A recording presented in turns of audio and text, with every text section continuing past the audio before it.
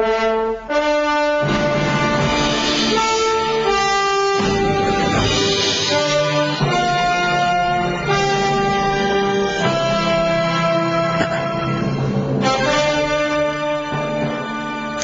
morning. Welcome to Shattering Myths. I am Yahowah. Each weekday, we strive to expose the destructive and deadly myths that are often associated with religion and politics, with patriotism, and with the media, as well as with military and economic schemes. Instead of merely presenting the news, our mission on this program is to understand what is actually occurring behind the headlines, while predicting how these events will shape our world. Then during our second hour, we're going to engage God on His terms, using evidence and reason, since His is the lone reliable and credible voice in what has become an exceedingly disingenuous and troubled world. Our phone number, if you'd like to participate in this discussion anytime over the next 2 hours, is toll-free, 877-300-7645. Yesterday, U.S. President Barack Obama called for calm reflection over the trial of George Zimmerman and the death of Trayvon Martin. He said Trayvon Martin's death was a tragedy for America, but that it was a nation of laws and a jury has spoken. So I ask you, what made the death of this thrice suspended? Yes, Trayvon Martin was first suspended for school for truancy, next for drug possession, and the third time for defacing school property by writing WTF, what the, you get it, on a hallway locker, while in possession of stolen property, women's rings and earrings, and using tools that the school said would typically be used in the commission of burglaries. So what made this thrice suspended angry? Yes, text messages were not admitted to trial because the judge said, well, there was certainly the possibility that someone might have confiscated Trayvon Martin's phone and pretended to be him while texting those angry messages. But they show his state of mind. He was looking for a fight. And according to the jury's verdict, Trayvon Martin picked the fight and was guilty of battery.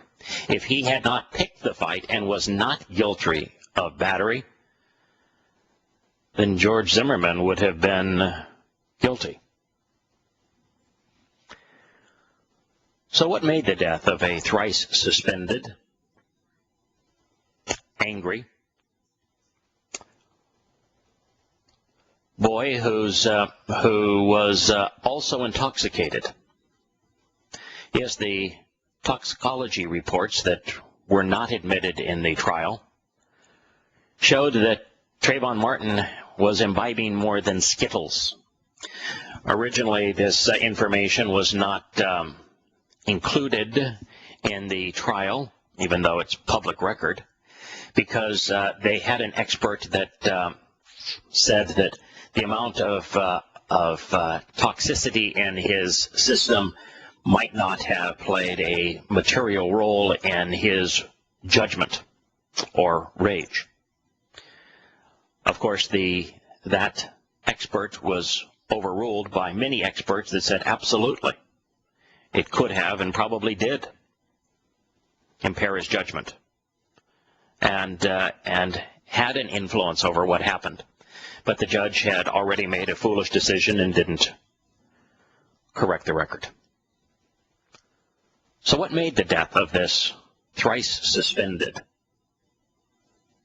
angry, intoxicated, and racist boy? Yes, his comment to his friend was, "I'm being followed by a creepy ass cracker." A tragedy for America. Do we have a new standard of heroes for America? That the death of this boy at his own hand is a tragedy for this country? Yes, I said at his own hand. In fact, it was said on CNN immediately after the verdict by George Zimmerman's brother, at his own hand. When the jury found George Zimmerman not guilty, even of manslaughter, what that means is that Trayvon Martin was the person most responsible for his own death because George Zimmerman shot him in self-defense.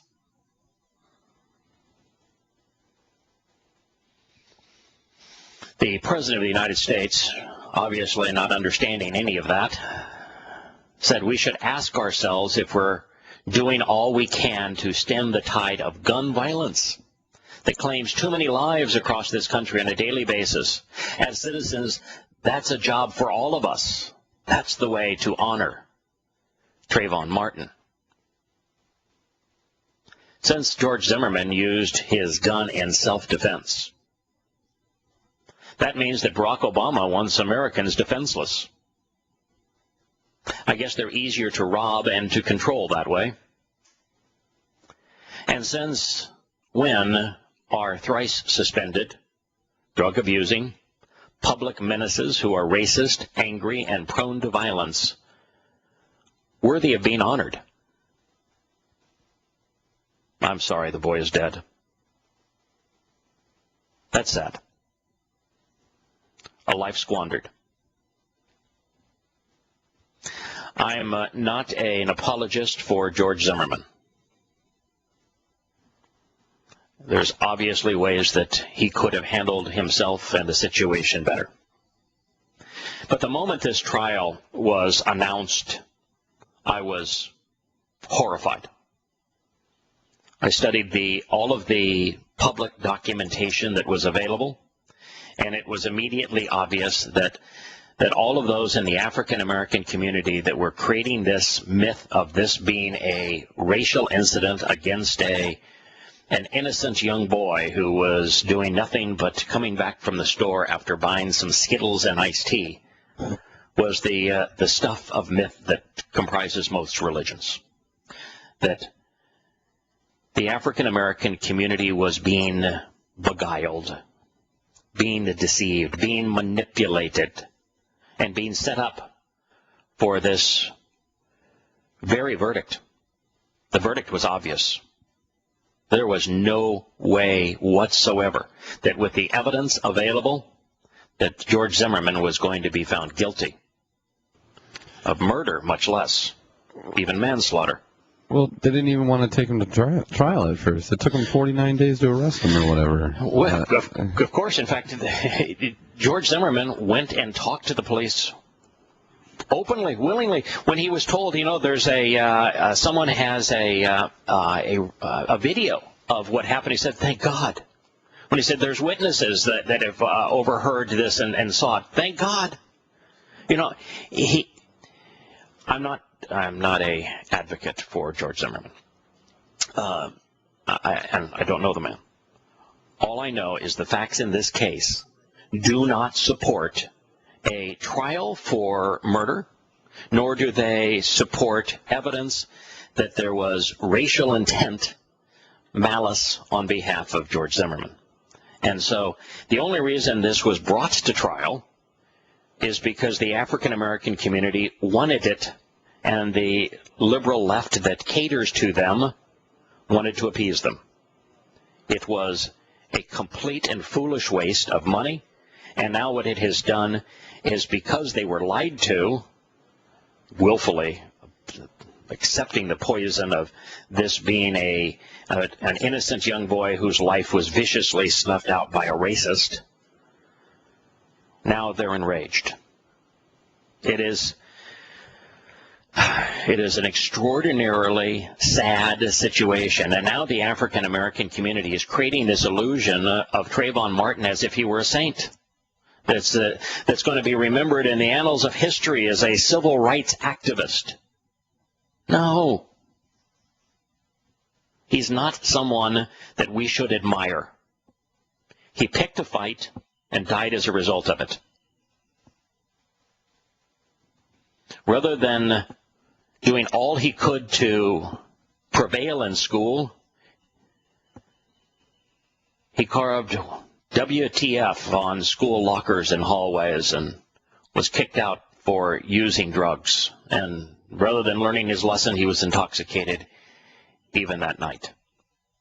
Now, does someone who used drugs deserve to be killed? No. Does someone who defaces school property deserve to be killed? No.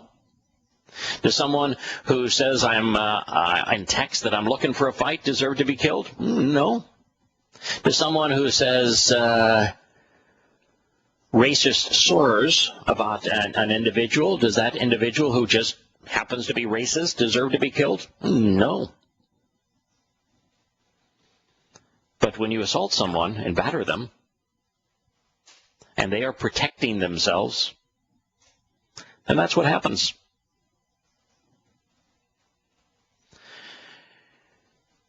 So George Zimmerman used his gun in self-defense. And so that must mean that Barack Obama wants Americans defenseless. Now, during the trial, CNN wrote, with a single phrase, Rachel Gentile, that friend of Trayvon Martin's, lit the fuse in the trial of his accused killer. For those who are listening, she inverted everything. The racist was Trayvon Martin, not George Zimmerman. The only way that George Zimmerman's 9/11 calls can be considered potentially racist would be to take them out of context, not once but twice. Something that NBC did knowingly and deliberately, and even admittedly. When they were originally published, I read them all. There were 5 comments as part of some 150 calls that were used out of context to smear George Zimmerman. But I read all of them. And the references to skin color were usually in response, and there were a few of them, to a question like, what color, race, is the person that you are suspicious of? And the number of times that he gave an answer that the individual was black was far less than the percentage of crimes perpetrated in that area by blacks versus whites or Hispanics.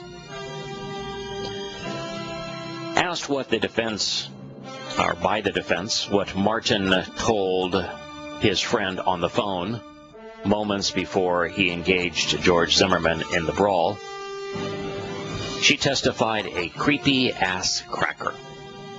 So we're going to consider, what does creepy-ass cracker mean when we return to Shattering Myths after the commercial break.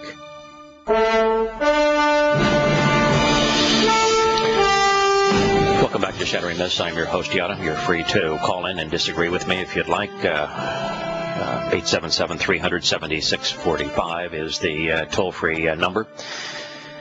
The origin of the term cracker is a bit murky. Some sources suggest it came from overseas, and it was a term used to smear the overseers of slaves. Now, it's kind of an odd way of phrasing that, but the first inference is that the overseers who commanded the slaves were called crackers by the African Americans that, at that time, simply Africans that they were abusing. Others say it derives from a Scottish word that means to boast. At the Center of Study of the American South at the University of North Carolina, Bill Ferris says that it emerged in the 1700s as a descriptive term for the drovers who used small whips to move their livestock through pine barrens through the Gulf of Mexico. They were basically poor people, white people, a class of people who had very little. It was used as a pejorative to describe them. Is it illegal to call someone a creepy-ass cracker? No. Does it show a racist mindset? Absolutely. The FBI, by the way, is reporting today that based upon the NAACP and others who are screaming that the U.S. government prosecute George Martin under double jeopardy for infringing on Trayvon Martin's civil rights because they claim that George Martin, not Trayvon, or George Zimmerman, not Trayvon Martin, was the racist. The FBI published their report. He said there is absolutely no evidence that George Martin's a racist. Even the comment regarding dressed in black and wearing a hoodie, he said, is depictive of the attire of the most recent robbers in that community. He wasn't describing the boy's skin color, but instead the fact that he was dressed in black and wearing a hoodie, which was suspicious because that is what those who had committed robberies in that neighborhood had typically worn. They said there is absolutely no history whatsoever of George Zimmerman being a racist. But the myth is out there. And once myths begin, they're just like religions. It's extraordinarily difficult to convince people who are beguiled by the myth to consider evidence and reason. Trayvon Martin had the greatest hand in his own death. That's a statement of fact. The jury considered the evidence. The evidence was overwhelming. They came back and said that George Zimmerman was not guilty of second-degree murder or of manslaughter, which means that by discharging his handgun, he was defending himself. Trayvon Martin had the greatest hand in his own death. Stop making him out to be a hero. By the way, under Florida's hate crime laws, Martin's words would have been used against him had he survived the encounter, and he would have been tried for assault and battery on Zimmerman. The state handbook advises that a hate crime has occurred if, during the commission of a felony, evidence prejudiced the attacker based upon race, color, ethnicity, or ancestry. Calling someone a creepy-ass cracker would qualify. After the not guilty verdict was announced late Saturday, there were protests in cities across the United States. Now, what they should have been protesting is the lies that had been promoted by the leaders of the African American community. That's what they should have been protesting, that we were lied to. Why did they lie to us and tell us that this was an innocent young boy and that George Zimmerman was a bloodthirsty racist who could freely kill him just because he was black? Well, they weren't protesting those who had lied to them. No, they were protesting against America. The protests occurred in San Francisco, Philadelphia, Chicago, Washington, Boston, San Diego, Los Angeles, Atlanta. And so why is it, I want to know, that the African American community in America can't see themselves in the mirror? And we talked about the mirror on Friday's program relative to Muslims and how they are their own worst enemy, that they are bringing this on themselves. Trayvon Martin brought this on himself. Why is it that we have people who are unwilling to be accountable in this country? We'll return to Shattering Myths after the commercial break.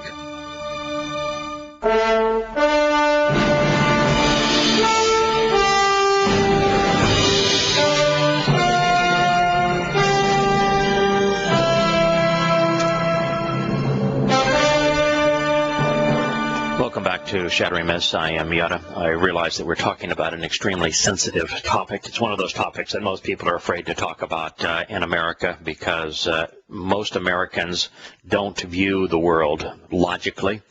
They would prefer indoctrination and platitudes and opinions over evidence and reason.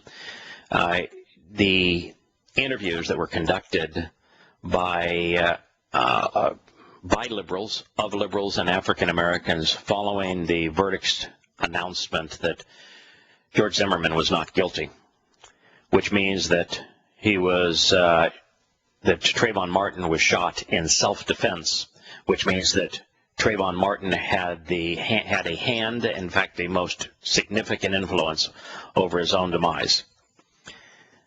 All of them were stunningly disingenuous, talking about that all he was armed with was a bag of Skittles, and that he was a boy just minding his own business, and that he was just innocent, shot down by this awful racist man who was slurred in every possible way.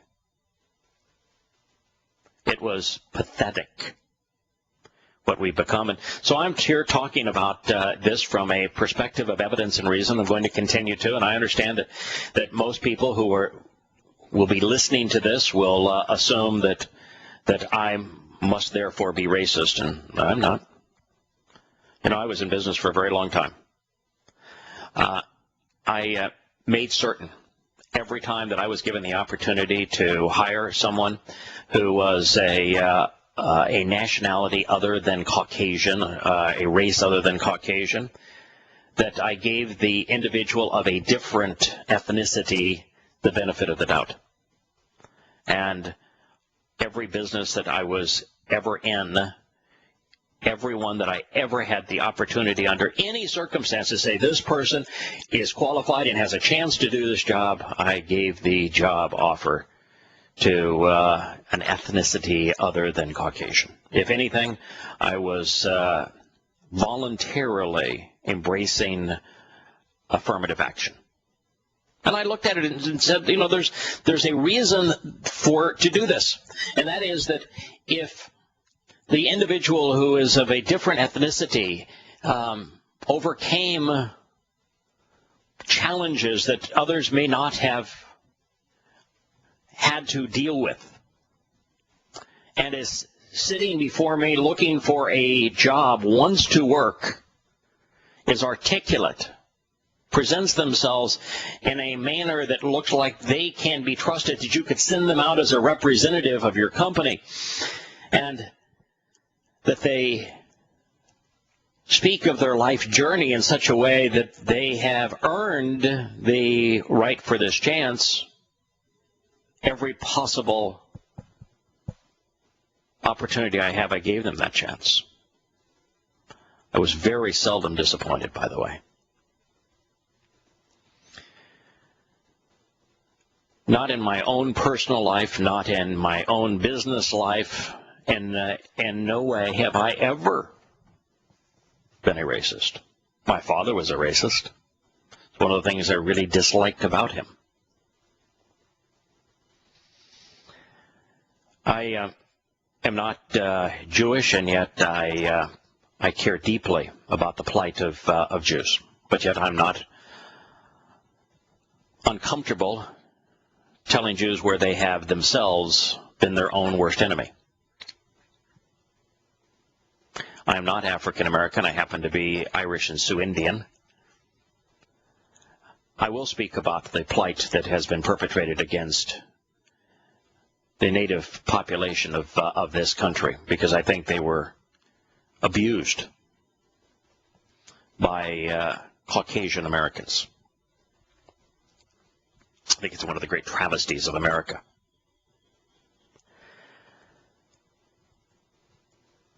It is a part of my history where most of my best and most successful business deals have been with Asians. Was it because they're Asians? No. But the fact still remains, I am not racist. That's one of the reasons I feel so comfortable going into this. Matter of fact, in all of the things that I have written and said about Islam, anytime someone brings up race as germane to the issue, I'll shut them down. Religion is not about race. I never speak of Islam from a racial perspective. In fact, I always correct any article or any statement that anybody makes. trying to make it a racial discussion. It isn't. So that's perhaps the reason that I'm comfortable treading into waters that most would fear. But the reality is that Trayvon Martin was a truant from school, was kicked out of school, once for truancy, once for drug possession, once for defacing school property, being in possession of stolen property. His text on his cell phone acknowledged that he was looking for a fight. The toxicology reports showed that he was under the influence. The young lady he was talking to at the time of the incident acknowledged that he used a racial slur. The jury found that he had the greatest hand in his own death.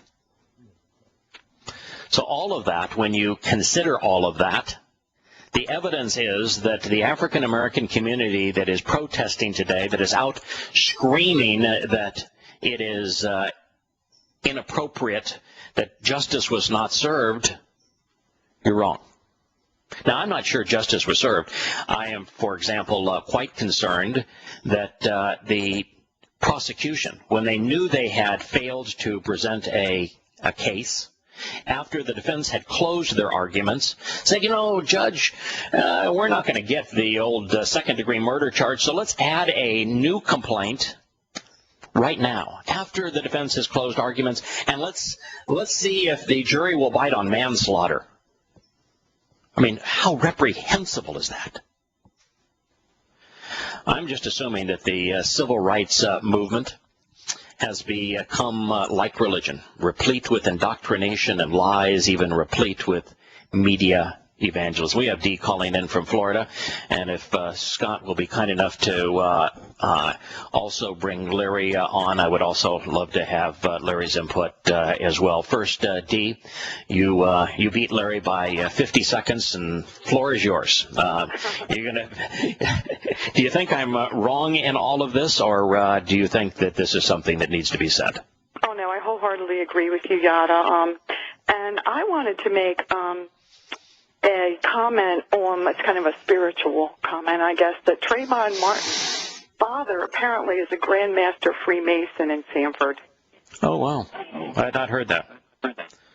That is indeed troubling. I mean, well, I feel sorry for parents who have lost a child, and that is a travesty. But these parents, rather than seeking vengeance against George Zimmerman, ought to have been looking at themselves in the mirror. I agree. This boy was in trouble.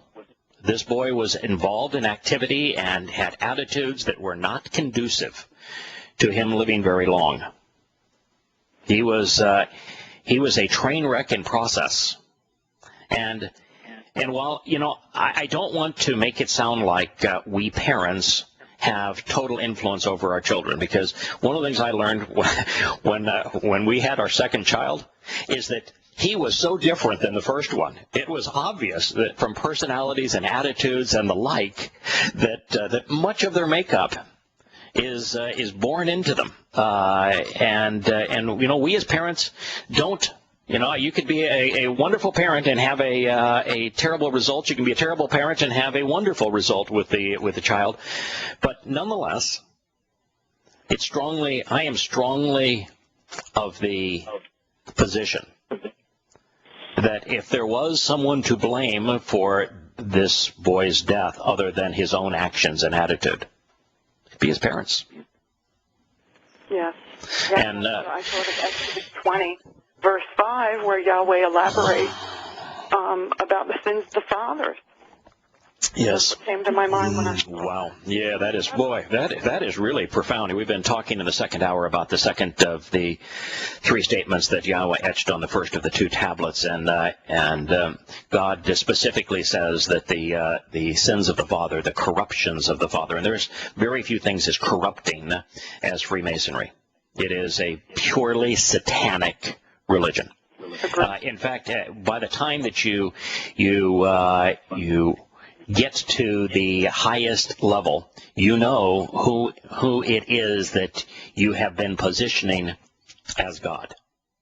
And in fact, it is through Freemasonry's moral and dogma that I actually came to understand why Satan represents himself the way he does in the Quran.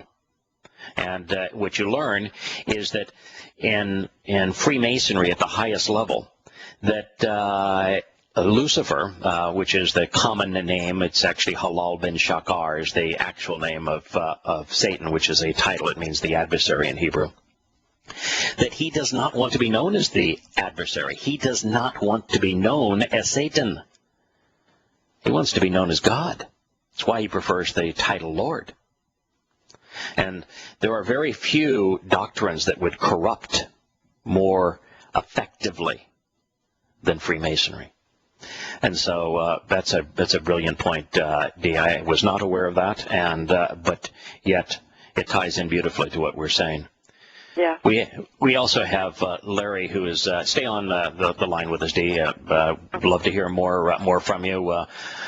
Larry, who is also a Floridian, speaking of an incident that took place in Florida. What do you think, Larry? Well, one of the other things that strikes me as completely wild is that the Community Relations Service arm of the Department of Justice went out and spent millions of dollars on protesters. I mean, well, this is appalling. Well, actually, $674,000 deploying people to Sanford, Florida, in March 25th. And through 7th. And then on the 30th, they spent another $892,000. I've read those articles. The numbers I have are that they spent a lot less than that. But nonetheless, there is absolute proof that the U.S. government spent U.S. taxpayer money aiding the protesters who were chanting racial slurs against George Zimmerman, an innocent man, while turning this case into something that it never was. We should be very concerned about that.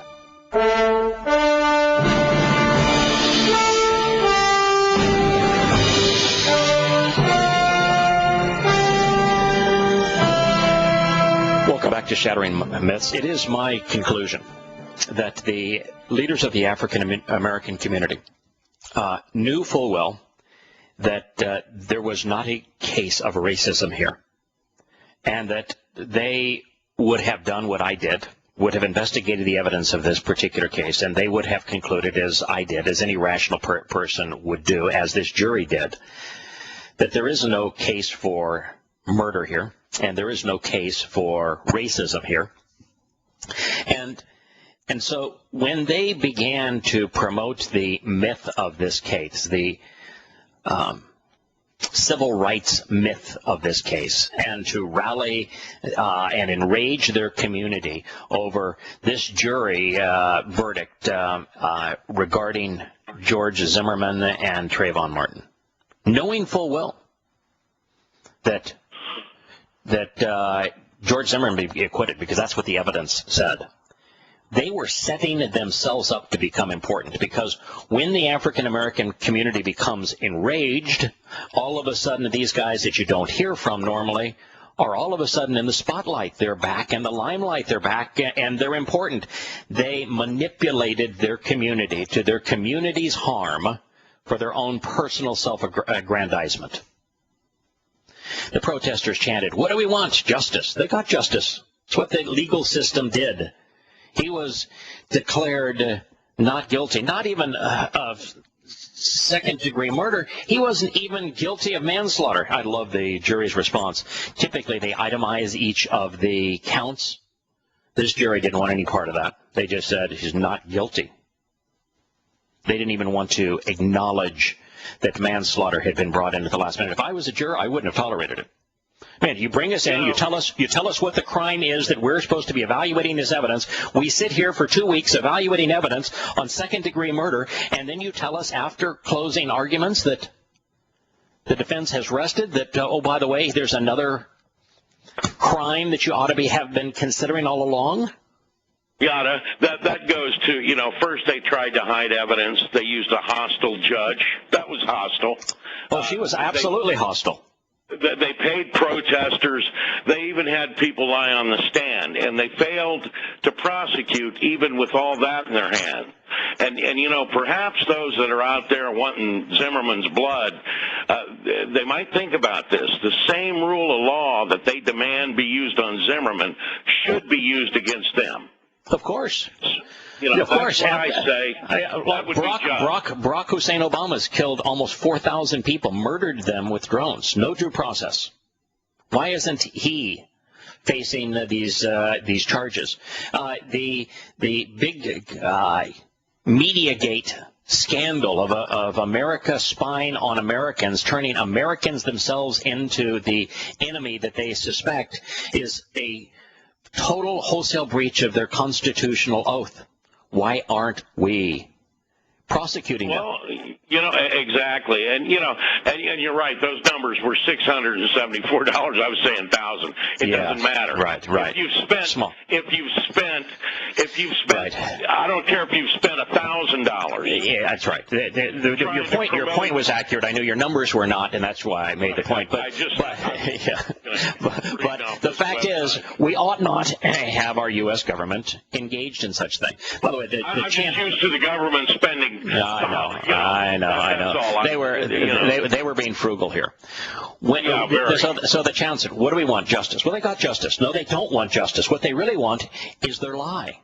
When do we want it? Now. Well, they got it already. Why do you want it now if you already have it? For whom? Trayvon.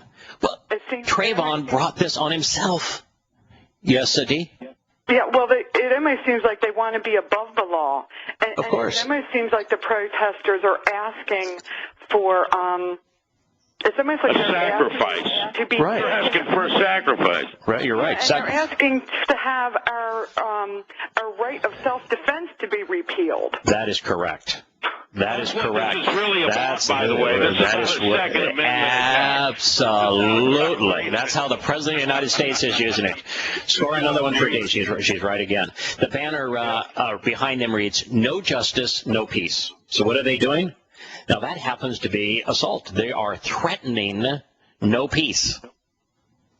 Trayvon Martin, listen to this. Trayvon Martin will be forever remembered in the annals of history. This is a leader of the African American community. I think it was the head of the NAACP, but will forever remain in the annals of history as a symbol for the fight of equal justice for all. So a young boy who assaulted and battered a neighborhood watch volunteer while spouting racist slurs, while intoxicated, while suspended for school, now goes down in history as a symbol for the fight of equal justice for all? Have we lost our mind? I haven't.